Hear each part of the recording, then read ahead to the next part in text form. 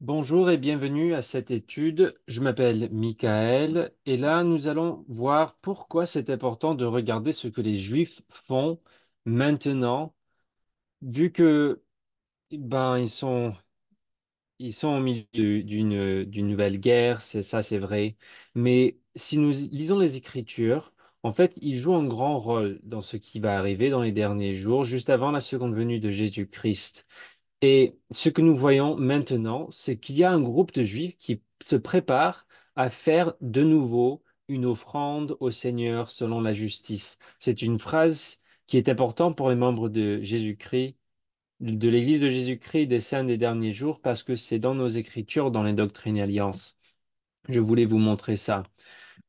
Lorsque Joseph Smith et Oliver Cowdery ont reçu la prêtrise d'Aaron de la main de Jean, Jean-Baptiste, Jean-Baptiste a dit, à vous, mes compagnons de service, au nom du Messie, je confère la prêtrise d'Aaron, qui détient les clés du ministère d'ange et de l'évangile de repentir et du baptême par immersion pour la rémission des péchés.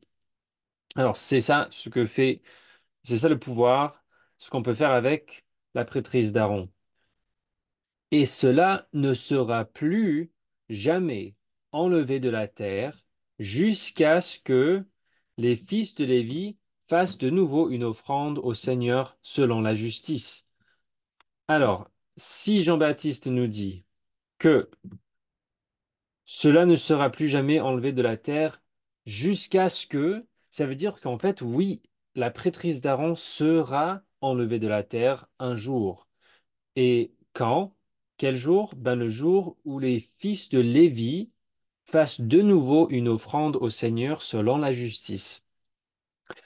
Pour comprendre ça, il faut savoir ce que font les Lévites dans la maison d'Israël.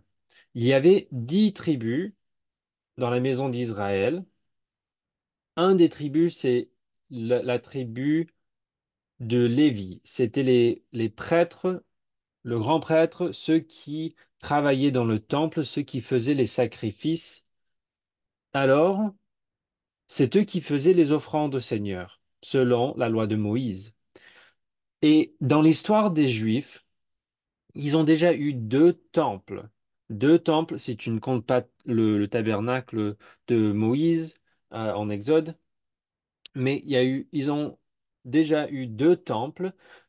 Le deuxième a été détruit en 70 après Jésus-Christ. Ça veut dire 40 ans à peu près après la mort et la résurrection de Jésus, lorsque Jérusalem a été détruite, comme Jésus l'a prophétisé, euh, le second temple a été détruit. Ça, ça, les paroles de Jean nous disent que les fils de Lévi auront l'occasion de faire des offrandes au Seigneur un jour. Selon la justice, veut dire qu'ils vont faire ces offrandes au Seigneur, ces sacrifices, selon la loi de Moïse, comme Dieu a dit de le faire dans l'Ancien Testament. Donc, si on revient à Brigham Young, il soutient cette idée, en fait, que ce que font les Juifs dans les derniers jours, c'est important pour nous, les membres de l'Église de Jésus-Christ, des saints des derniers jours. Il a dit une fois que les chrétiens gentils ne tiendront pas compte des Juifs et de leurs traditions, et seront donc pris par surprise à la seconde venue. Ça veut dire que, selon Brigham Young, on ne devrait pas être surpris à la seconde venue. On devrait s'attendre à ce qu'on soit prévenu, mais une source d'information qui peut nous guider à savoir quand sera la seconde venue, c'est donc ce que font les Juifs. Et pour comprendre ce que font les Juifs, il faut connaître leur tradition.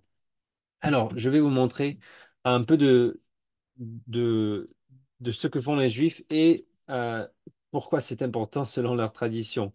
Il y a un groupe de Juifs qui ont fondé ce qu'ils appellent l'Institut du Temple. C'est leur but. de construire le troisième temple des Juifs.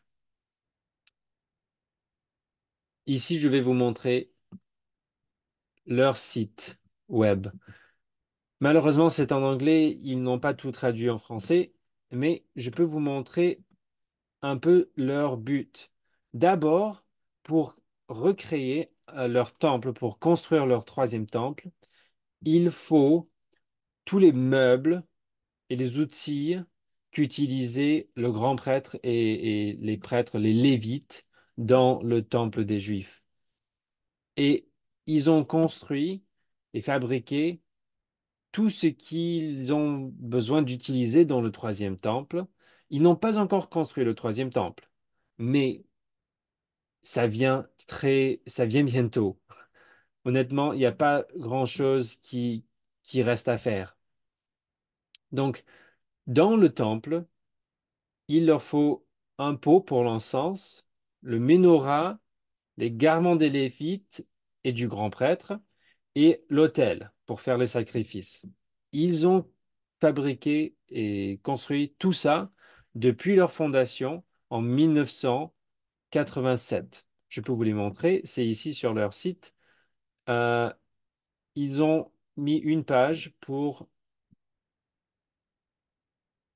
Voilà. Malgré c'est en anglais, vous pouvez voir que l'autel du troisième temple suit une construction très précise. Si vous voulez lire les paroles de Jésus-Christ lui-même, il nous donne ici les Écritures. Exode 20, 23. Encore, il nous cite les Écritures. Mais ils ont déjà construit euh, leur autel. Ils ont déjà construit pour le troisième temple, ici le menorah. Et ça, c'est leur menorah, vous le voyez ici, fabriqué de manière très précise selon la loi de Moïse, selon ce qui est écrit dans les Écritures. Ils l'ont encaissé pour le protéger là, mais c'est déjà prêt, c'est là, ça attend tout simplement le troisième temple. Là, il vous montre comment ils ont fabriqué le menorah. C'est comme ça qu'ils le faisaient dans les anciens temps.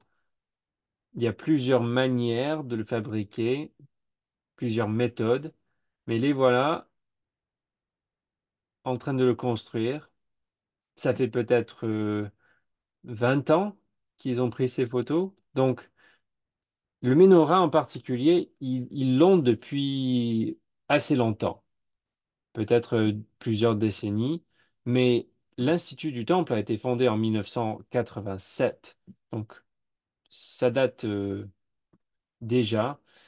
Les Le pot pour l'encens, les garments pour les Lévites et du grand prêtre. Je voulais vous montrer ces deux choses aussi parce que les garments que portent les Lévites et le grand prêtre suivent également des lois très strictes. Mais si vous avez déjà étudié dans l'Ancien Testament à l'aide de ce manuel-là, c'est le manuel de l'Église pour l'Ancien Testament, de Genèse à Samuel. Et vous voyez l'égarement ici sur notre manuel de l'Institut. Les Lévites qui portent des robes blancs, qui s'attachent ici, et puis le grand prêtre qui porte un robe bleue, et il a ici sur la poitrine 12 pierres. Si vous voulez savoir la signification et le symbolisme de tous ces pierres, euh, je vous conseille d'aller dans les Écritures, ça vous explique tout. Mais ce que je veux préciser, c'est que ils ont suivi tous les règles à la lettre. Donc, quand les Écritures nous disent que les fils de Lévi doivent, dans le futur, faire de nouveau une offrande au Seigneur selon la justice, selon selon la loi de Moïse, là, ce groupe, l'Institut du Temple, fait un grand effort de suivre tous les règles, précisément de la manière qu'ils ont été pratiquées ben, dans les anciens temps. Là, on a la dernière partie. Ben, c'est un petit, ça ressemble à un hôtel, mais c'est pour l'encens. Et ça va dans la même salle que le menorah que vous voyez ici derrière. Et il faut faire un petit sacrifice ici chaque jour. Donc,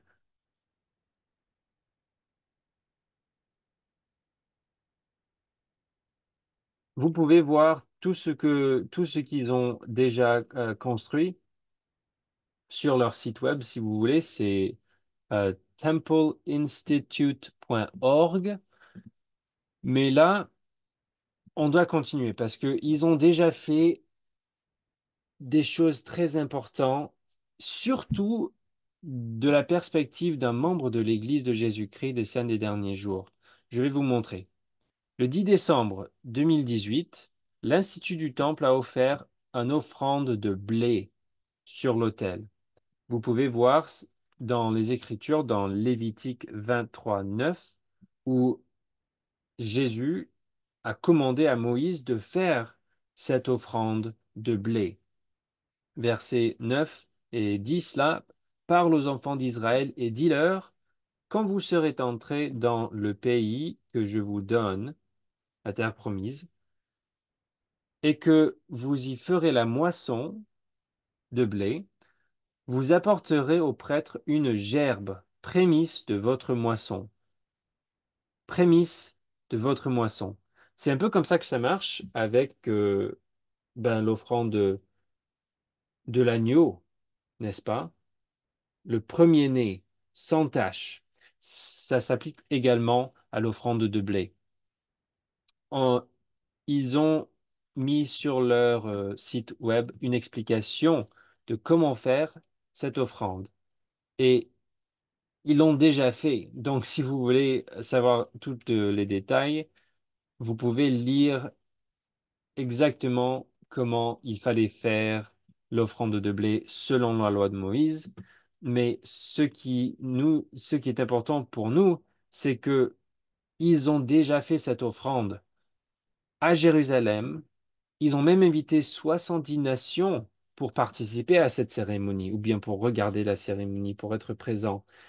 Et pendant cette cérémonie, devant des représentants de 70 nations, les Lévites de l'Institut du Temple ont consacré l'autel du troisième temple. Alors ils ont déjà l'autel et selon la loi de Moïse, ils peuvent utiliser cet autel pour faire des offrandes déjà, sans avoir construit le troisième temple. Ils ont l'autel et ce jour-là, le, le 10 décembre 2018, ils ont fait cette offrande et je vais vous montrer un petit, ben, malgré que c'est en anglais encore, malheureusement, plusieurs de ces organisations ne produisent pas les articles en français. Mais vous voyez la date et que ils ont fait cette offrande pendant Hanouka. Ils ont dédié l'autel du troisième temple. C'est ça le titre. C'était un lundi devant 70 nations. Ils ont consacré l'autel du troisième temple. Et puis, ben, ils donnent les dimensions. Ce n'est pas très grand. 9 pieds carrés et 5 pieds de haut. Donc, ce n'est pas immense, mais c'est suffisant. Tu peux mettre carrément une vache là-dessus. Donc, la date pour nous est importante. Pour les membres de Jésus-Christ, ben, de l'Église de Jésus-Christ des Saints des derniers jours, cette date est importante parce que ça correspond à un changement que nous avons vu dans notre temple, janvier 2019. Regardez bien, ils ont fait cette offrande de blé le 10 décembre 2018. Le mois juste après, qu'est-ce qui a changé dans le temple? La dotation a changé. Ça me donne l'impression que le président Nelson, il sait ce que font les Juifs. On a omis la partie d'Aaron dans la dotation, janvier 2019,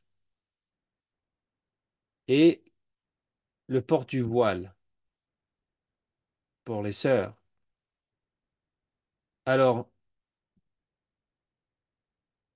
c'est intéressant parce que plusieurs membres se sont dit que peut-être ils ont fait ça afin de raccourcir la dotation. La dotation n'a pas été simplifiée pour des raisons de rapidité. Selon le symbolisme de cette partie d'Aaron, j'ai l'impression que nous avons dépassé le stade aaronique et que nous nous préparons maintenant à la plénitude des devoirs de Melchizedek. Dans l'ancienne tradition, il n'y avait pas d'invitation écrite à assister à un mariage.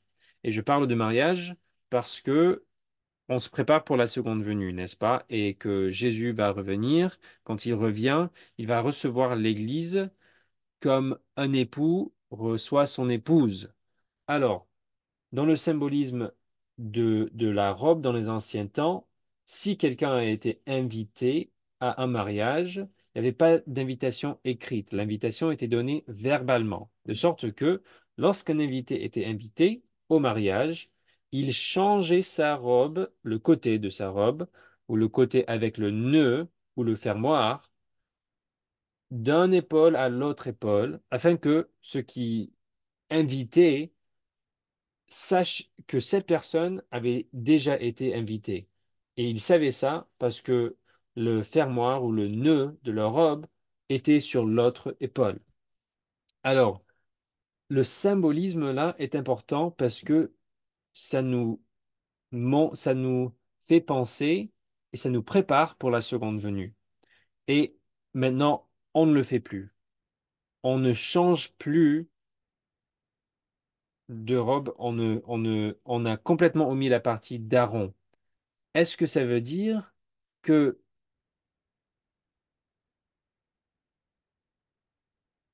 que nous avons déjà été invités,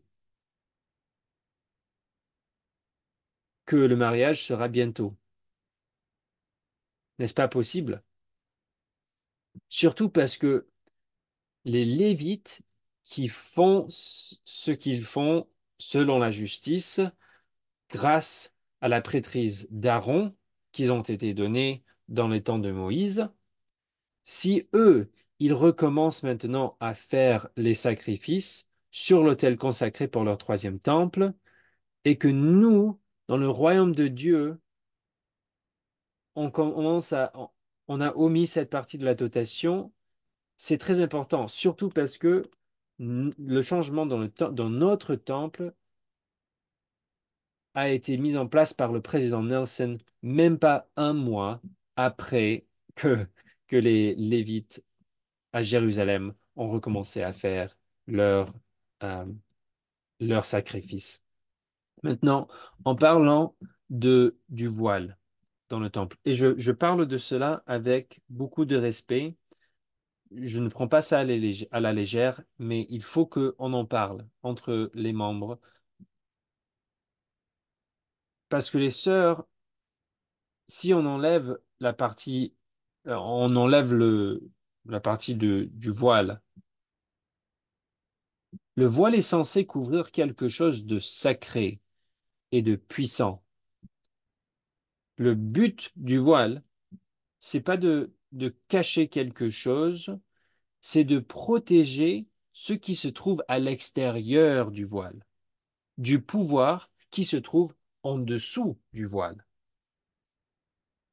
Des fois, on pense peut-être l'inverse, mais non.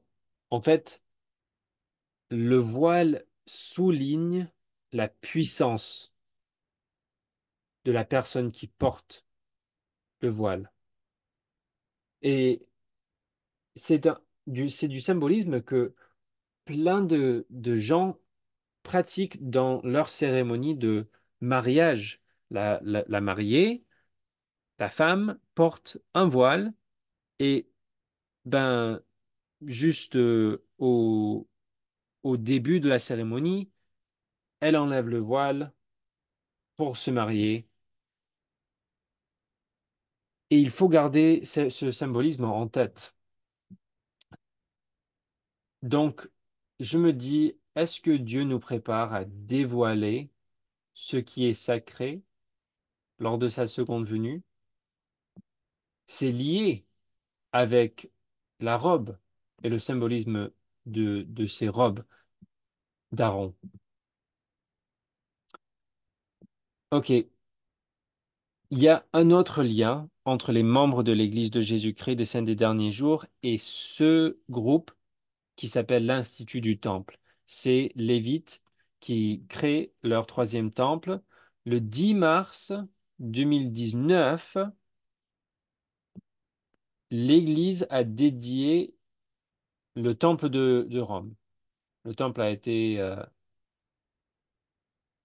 consacré le 10 mars, exactement 40 jours après la dédicace du temple de Rome. L'Institut du Temple a fait leur premier sacrifice d'un animal à Jérusalem. Leur premier sacrifice, en décembre 2018, c'était du blé. Là, en avril, le 15 avril 2019, l'Institut du Temple a offert un sacrifice de sang pendant la période de Pâques. C'était un bélier, si je me souviens bien. 40 jours, c'est un numéro très important dans les Écritures.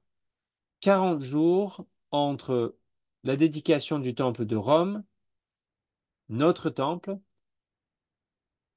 et le sacrifice de sang. Premier sacrifice de sang depuis presque 2000 ans. Ça fait très longtemps que les Juifs n'ont pas fait ça. C'est très important de voir les Juifs reprendre leurs responsabilités comme ça.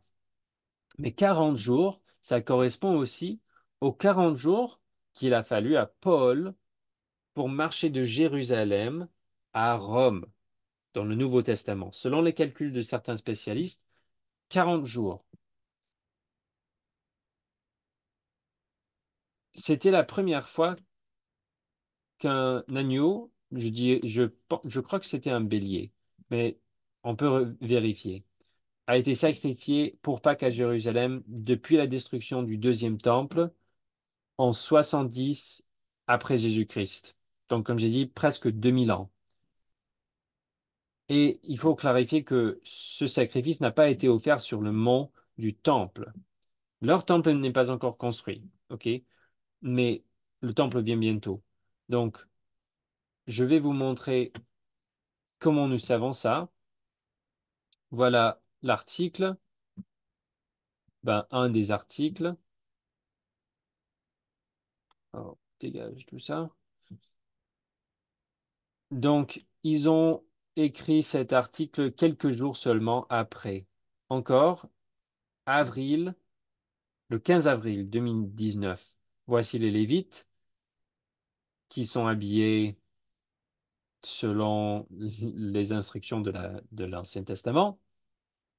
Et il faut que je vous explique aussi que les Juifs qui font partie de ce groupe, qui font ces sacrifices, ils sont tous des Lévites. Tous les gens que vous voyez habillés comme ça sur cette photo, ils sont des Lévites. Ils ont prouvé ça par leur généalogie. Les Juifs gardent leur généalogie depuis très longtemps. Ils savent qui sont ceux qui font partie de la tribu de Lévi, qui sont les hommes qui sont capables, selon la loi, de faire ces sacrifices. Alors, ils sont très stricts là-dessus. Ok, donc 40 jours entre la dédication du temple de Rome et l'institut du temple qui offre un sacrifice de sang pendant Pâques 2019. Il y a encore un autre parallèle et il faut le souligner pour nous, les membres de l'Église. Qu'est-ce qui s'est passé le 26 mars 2020? Le 26 mars 2020, l'Église a fermé tous les temples dans le monde entier. Personne ne s'attendait à ça, mais avec la pandémie, tout a fermé. Et les temples n'étaient malheureusement pas une exception. Mais il y a une écriture dans Daniel 12, 11 qui nous parle de ça. Depuis le temps où cessera le sacrifice perpétuel et où sera dressée l'abomination de la désolation, il y aura 1290 jours. Alors, le sacrifice perpétuel, c'est ce que nous faisons dans nos temples. Trouvez-moi une autre organisation, une autre église, un autre groupe religieux dans le monde qui fait des sacrifices sur l'autel de leur temple à Dieu 24 heures sur 24. Parce que nous avons des temples partout dans le monde, les sacrifices ne cessent pas. Donc, c'est un sacrifice perpétuel que nous faisons dans l'église de Jésus-Christ des Saints des derniers jours, parce que nous avons des temples partout dans le monde. Et le nombre de jours, c'est ce qu'on va souligner. 1290 jours. Qu'est-ce qui s'est passé 1290 jours après la fermeture de tous les temples dans le monde entier? Ben, cette date, on peut le calculer. Je peux vous montrer. Ça, c'est un site qui calcule combien de jours entre une date, le 26 mars 2020, et puis une autre date, le 7 décembre 2023. Ça fait 1290 jours. OK? Qu'est-ce qui s'est passé donc? Hamas a attaqué Israël ce jour-là. Alors les membres de l'Église qui ont commencé à étudier la seconde venue et à chercher pour les signes de sa seconde venue, ils ont vu ça et ils se sont dit, mais ça ne peut pas être une coïncidence. Le jour précis décrit dans Daniel 12. Et qu'est-ce que Daniel dit? C'est que l'abomination de la désolation sera dressée.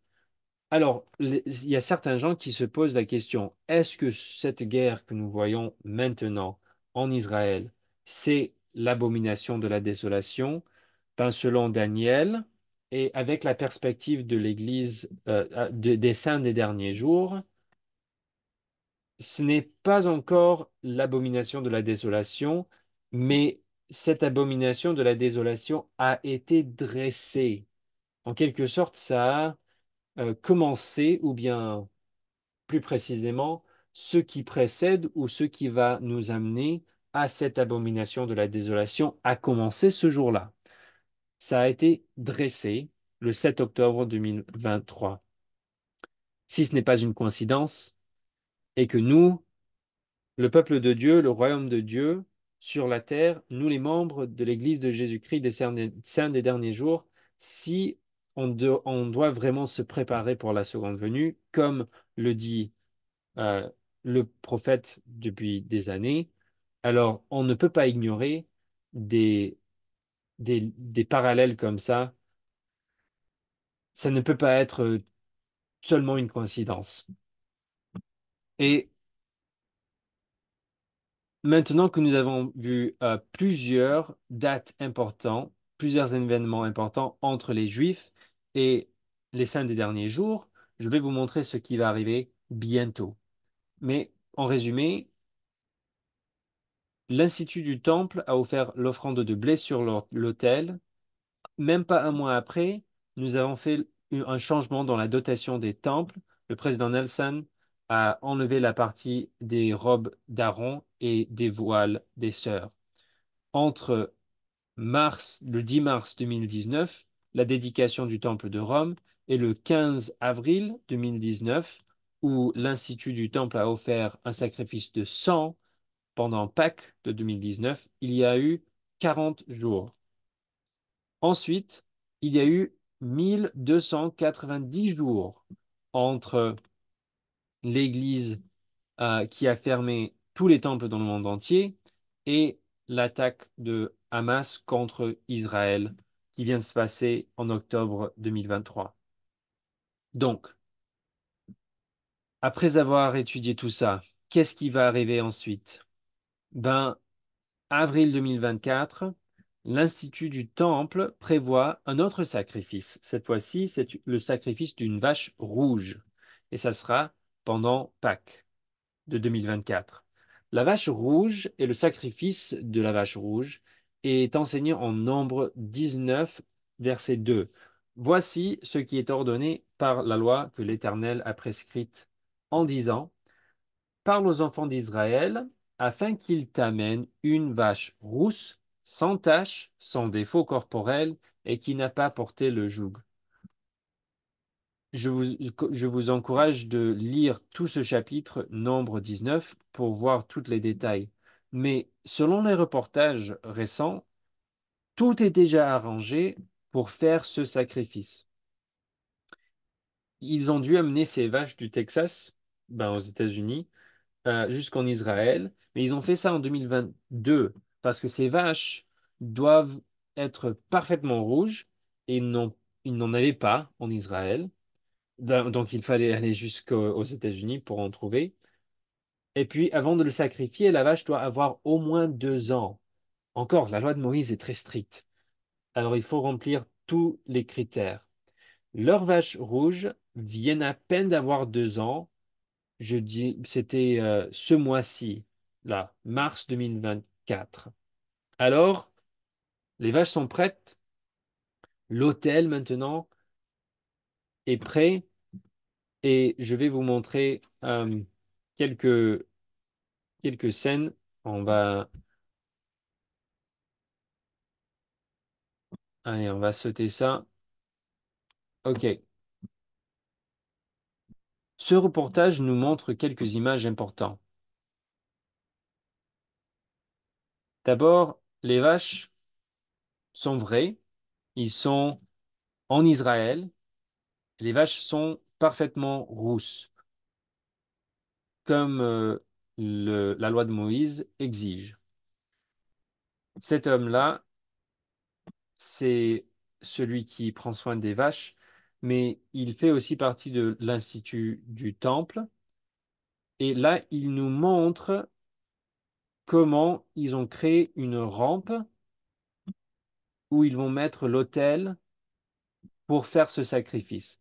Pourquoi une rampe aussi grande que ça? Ben, je vous explique. Selon la loi de Moïse, le sacrifice de la vache rousse, ça sert à quoi? Ça sert à purifier rituellement, purifier tout le peuple juif. Sans avoir fait ce sacrifice, le peuple juif n'a pas le droit, selon la loi de Moïse, de faire les sacrifices dans le troisième temple pour le peuple des Juifs.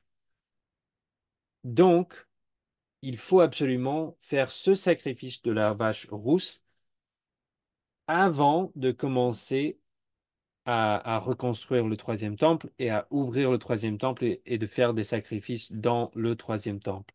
Alors, ils font ça en vue du troisième temple qu'ils veulent construire.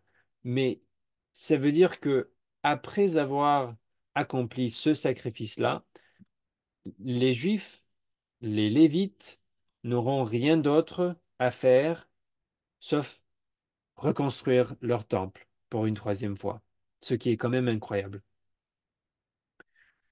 Malheureusement, les ennemis des Juifs ont appelé à leurs alliés d'intensifier les attaques contre les Juifs et de se concentrer sur le mont du Temple à Jérusalem. Pourquoi? Ben, parce que c'est là où c'est une partie très disputée euh, entre ces deux religions. Ils ont même cité dans cet appel les préparations des Juifs pour le sacrifice d'une vache rousse comme une justification d'une attaque plus forte. Parce que le mont du Temple est occupé par la religion d'Islam. Alors on peut comprendre quand même pourquoi ils voient le troisième temple des Juifs comme une potentielle menace à leur lieu saint. On, on ne peut qu'attendre pour voir ce qui va se passer, mais jusqu'aujourd'hui, il semble qu'ils sont sérieux. Ils vont aller à la prochaine étape d'attaque et de guerre. Et une des raisons pour laquelle ils ont choisi de faire ça maintenant, c'est cette question de vaches et du sacrifice de ces vaches. Parce qu'ils ne veulent pas que les Juifs se préparent pour reconstruire leur troisième temple. S'ils vont vouloir euh, s- reconstruire ce temple sur le mont du temple, qui est maintenant occupé par eux. Donc là, c'est le représentant de cette organisation qui appelle à tous les alliés de les soutenir dans cette prochaine étape contre Israël. Et ils ont dit ils vont avancer leur plan d'attaquer encore plus fort les Juifs et Israël, qui vont faire ça pendant le Ramadan. Et le Ramadan vient de commencer. Donc, on n'a qu'à attendre, on va voir ce qui se passe, mais on ne peut pas ignorer ce que ces Juifs font, ce que ces Lévites font selon la loi de Moïse. Et en vue de tout ce que nous savons, avec la connaissance que nous avons reçue de la plénitude de l'Évangile rétabli, on doit chercher à mieux comprendre le rôle des Juifs dans la seconde venue de Jésus. Parlons de Jésus. Il y a un groupe de Juifs. Je ne savais pas qu'un groupe comme ça existait, mais il y a un groupe de Juifs qui croient en Jésus-Christ, qui croient que Jésus est le Messie. Vous pouvez les trouver sur ben, plusieurs sites et plateformes. Ils s'appellent One for Israel. La chaîne est en anglais, mais vous pouvez voir leur site web, vous pouvez les trouver sur Facebook. Ce sont des juifs qui prêchent d'abord, qui cherchent à convertir les juifs à cette vérité que Jésus-Christ était et le Messie pour les juifs aussi, que leur Messie est déjà venu, alors que la plupart des juifs ne croient pas ça. Alors, en vue de ce que les Écritures nous disent, je trouve que ça aussi, c'est, c'est une réalisation des, des prophéties concernant les derniers jours. Les Juifs se réveillent en quelque sorte à la réalité et à la vérité de Jésus qui est leur sauveur. Et ils se préparent à rencontrer leur Messie, même ceux qui ne croient pas que c'était Jésus-Christ, ils attendent leur Messie. Et ils sont très nombreux à croire que leur Messie vient bientôt. Parce que eux aussi, ils ont les Écritures, ils ont l'Ancien Testament, ils ont beaucoup de prophéties qui montrent aux Juifs que nous sommes quand même dans les derniers jours et que, effectivement, le Messie revient bientôt. Ou bien, pour les chrétiens, nous disons qu'il revient bientôt, mais pour les Juifs, ils disent qu'il vient pour la première fois. Mais ce groupe est très unique. Le groupe qui se, il s'appelle, ils n'ont pas choisi de s'appeler les chrétiens. Et ça, c'est important. Ils, ils gardent le titre de juifs parce qu'ils sont juifs. Mais sur le plan religieux, ils croient quand même que leur Messie est déjà venu. Alors, selon la doctrine de la religion euh, des Juifs, ils sont très différents. Mais avant de finir, j'ai une dernière chose que je veux lire avec vous. Et c'est dans Malachie. En fait, c'est une écriture intéressante parce que c'est dans l'Ancien Testament, dans Malachie, mais Jésus-Christ lui-même a cité ce même enseignement, ce même verset dans 3 Néphi 24. Alors lisons ce que Malachie nous a dit, ce que Jésus nous répète dans le livre de Mormon. On cherche pour le verset 3. Il s'assiera, fondra et purifiera l'argent, et il purifiera les fils de Lévi. Il les rendra purs, comme on rend pur l'or et l'argent, et ils présenteront à l'Éternel des offrandes avec justice. Alors, c'est dans Malachie l'idée que les Lévites vont présenter à l'Éternel des offrandes avec justice. On a lu pratiquement la même chose dans les Doctrines et Alliances, quand Jean-Baptiste a dit ça à Joseph Smith et à Oliver Cowdery. Donc, le fait que ça, c'est un enseignement que nous trouvons trois fois dans l'Ancien Testament, dans le livre de Mormon et dans les Doctrines et Alliances, de la bouche de Malachie, de Jésus-Christ et de Jean-Baptiste, c'est trois témoins déjà que nous avons que cette idée est importante. On devrait chercher ou attendre à ce que cela s'accomplisse. C'est une prophétie, ça doit s'accomplir, ça va s'accomplir. Et selon ce que je vois chez les Lévites maintenant, j'ai l'impression que ça ne va pas durer longtemps. On n'aura pas à attendre longtemps avant de voir cette prophétie s'accomplir, comme tous les autres prophéties concernant la seconde venue. Et tout ce qui doit précéder la seconde venue dans les derniers jours, on voit tout ça s'accomplir de plus en plus. Et là, aujourd'hui, on vient de voir quelques exemples. Alors, j'espère que vous allez réfléchir sur tout ça. Je vous donne le lien pour avoir une copie de tous ces notes. Vous pouvez le télécharger. C'est gratuit. Le lien est sous la vidéo. Je vous souhaite une bonne continuation, bonne étude. Merci et bonne chance.